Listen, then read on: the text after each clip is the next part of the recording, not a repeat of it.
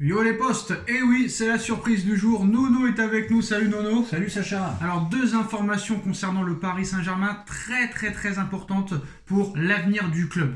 Un avenir très proche. Comme vous le savez, le mercato va commencer, mais il pourrait y avoir beaucoup de changements au Paris Saint-Germain après cette Coupe du Monde 2022 au Qatar. La première information, Nono, c'est que le Qatar est prêt à céder le Paris Saint-Germain.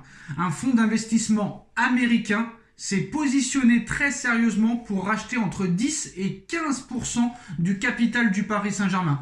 Est-ce que Nono, c'est le premier signe d'un départ du Qatar ? Ah, je suis un peu inquiet parce que les sources ont l'air d'être fiables et 15% du capital, ça fait quand même 400 boules, hein. Donc ça a l'air d'être des gens sérieux. Alors, quel sera l'avenir à long terme des investisseurs du Paris Saint-Germain après le Mondial 2022 depuis 2011 et le rachat du club francilien auprès de Colony Capital à la société Qatar Sport Investments, connue sous l'abréviation QSI, a racheté le club de la capitale en le faisant passer dans une nouvelle dimension, un achat qui s'est déroulé en deux temps, 70% à l'été 2011 et les 30% restants en 2012 avec un objectif qui revenait souvent que le PSG brille pour le Mondial 2022 qui se déroulera maintenant dans un jour même pas.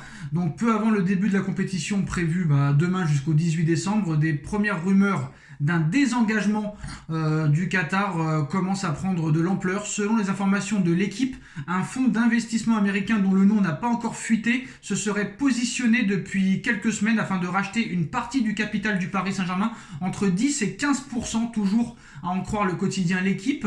Alors un intérêt confirmé par l'entourage du club parisien et de Qatar Sport Investments auprès de l'équipe, même s'il ne s'agit que des prémices d'une discussion. La réponse publique du Paris Saint-Germain et de son président Nasser Al-Khelaifi est évidemment attendue et pourrait constituer une véritable révolution dans l'avenir à long terme du Paris Saint-Germain. Pour le moment, un désintérêt du Qatar pour le PSG ne serait pas la tendance, entre guillemets, mais le Qatar a des raisons quand même d'écouter cette offre. Selon Forbes, le Paris Saint-Germain est valorisé à 3 milliards d'euros. Le fonds d'investissement pourrait verser entre 300 et 450 millions d'euros pour récupérer entre 10 et 15% des parts du club.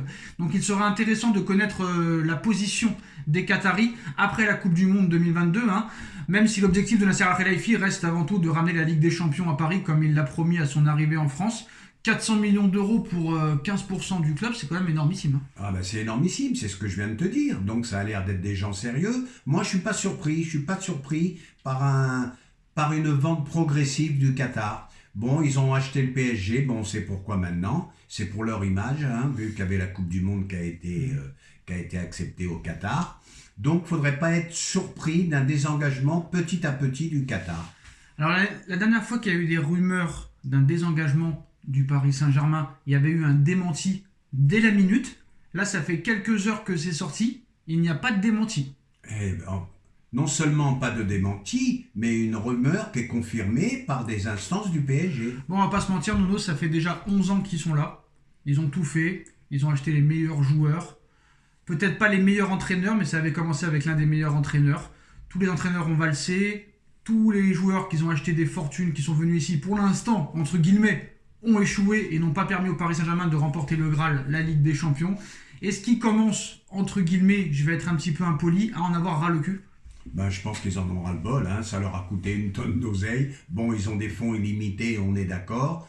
Ils n'ont toujours pas leur Ligue des Champions, leur objectif suprême qu'ils voulaient. Donc moi, je dis et je répète, ça peut être des bruits qui sont, fondés. comment dirais-je ? Fondés. Des bruits qui sont fondés. Bon, merci Sacha. Alors moi, j'ai jamais été fort en maths, mais je sais quand même un minimum calculer. 400 millions pour 15%, ça fait 8 millions 30%. Ça ferait presque 800 millions 30%, donc 1,6 milliard. Donc le club vaut vraiment 3,5 milliards. Si ce fonds américain, on connaît son nom, et qu'il est très sérieux et richissime, presque autant que les Qataris allaient savoir, est-ce que ce serait pas intéressant que ces Américains-là rachètent le Paris Saint-Germain dans les années qui suivent, vu que les Qataris n'ont pas fait du top niveau depuis 11 ans ? Ben moi, je m'attendais à autre chose que d'un fonds d'investissement américain, parce qu'on sait qu'ils ont jamais tellement investi. Regarde Colony Capital, regarde à Lyon, ils ont un mal fou à boucler l'achat de Lyon. Donc un fonds d'investissement américain, un peu surpris. Je m'attendais plutôt à un autre groupe beaucoup plus fort. Ouais, mais bon, c'est tant qu'ils ont l'oseille. Hein. Au début, quand les Qataris sont arrivés, on a vu le premier recrutement. Hein. On n'allait jamais pensé que les années précédentes, ils allaient acheter des records, des 222 millions pour Neymar, des 180 millions pour Mbappé. On n'aurait pas pensé quand tu vois le premier mercato en 2011 qui a été effectué par Leonardo. Bon, mais le premier mercato a été effectué en plein milieu de saison. Il y avait encore Camboiré, il y avait les anciens joueurs du PSG, et après ils ont passé la vitesse Non, supérieure. il s'est fait avant le début de saison, mais très tardivement. Très tardivement, oui. Donc après ils ont passé la vitesse supérieure, il n'y avait plus de limite. 222 millions Neymar, Mbappé, contrat colossal. Ils ont fait venir Messi. Je pense pas qu'ils puissent faire mieux. Donc je suis pas surpris qu'ils commencent à se désengager. Ah si, moi je pense qu'ils peuvent faire mieux parce que vu les coachs qu'ils ont pris et vu certains joueurs qu'ils ont surpayés, je pense qu'ils pouvaient faire beaucoup mieux. Je suis pas d'accord du tout avec toi. Ouais, mais alors tu m'as peut-être mal compris, Sacha. Moi je disais au niveau d'achat des joueurs. Quant à Neymar, Mbappé, Messi en ligne d'attaque, il te faudra des années pour retrouver l'équivalent. Oui, mais je suis désolé, c'est pas ça qui t'a fait gagner. Et si t'as pas de milieu et de défenseur et de gardien, tu peux mettre les trois meilleurs de devant, tu gagneras pas. On est d'accord là-dessus. Demande aux Galactiques du Real Madrid. Ils n'ont rien gagné non plus. Alors, maintenant, information très très importante à prendre en considération. Information du père du joueur en personne. Donc ça ne vient pas d'un média, ça vient carrément du père du joueur. Le Paris Saint-Germain est passé à la vitesse supérieure pour recruter Endrick. Annonce le père du joueur à Canal do Nicolas, média très sérieux au Brésil. Paris est le seul club à avoir ouvert des négociations officielles avec Palmeiras en l'état. Il y a d'autres clubs qui sont intéressés, mais apparemment c'est le Paris Saint-Germain qui veut absolument et qui a montré le plus d'intérêt pour Endrick. Est-ce que Paris maintenant, Nono, est désormais favori pour Endrick? Et est-ce que cette insistance du Paris Saint-Germain peut faire, on va dire, craquer Endrick pour signer au PSG? Ah bah vu l'information, là c'est carrément le père qui balance ça, Voilà. Donc on ne peut qu'y croire. Le PSG est capable de mettre 60 briques sur un joueur de 16 ou 17 ans, je ne me rappelle plus son âge. Il a 16 ans, mais il pourra venir qu'en Europe à 18 ans. Bon, il pourra venir qu'en Europe à 18 ans, mais tout le monde est dessus, et moi je pense que c'est un futur crack, donc faut y aller.